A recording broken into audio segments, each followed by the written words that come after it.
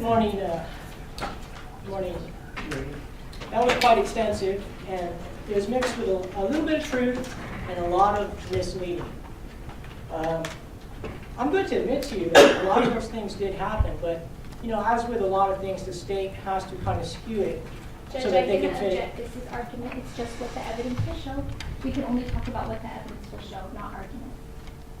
Now, I had placed that ad, not in intent to seek anybody's or seek anybody out, but that was actually put on Craigslist because I happened to be bored. It was meant to be a joke. We did start a conversation, but one of the things that came up, she did mention something about that she was 16.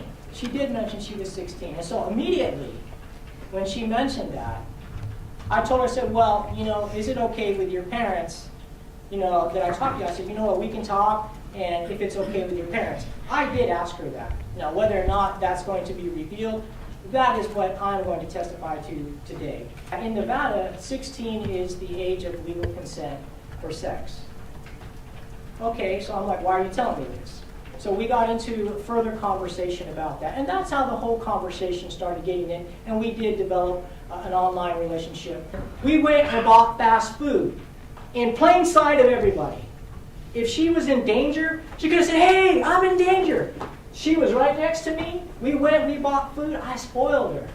It's funny. I never cooked steak in my entire life until I met this young lady.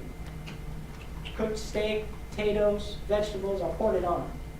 I cooked almost every night. And when I didn't cook, after I worked, I would take her out. We'd go get some fast food. And every time I was the one that was reluctant, but I gave in because I loved her, I cared about her, and I was developing a relationship with her.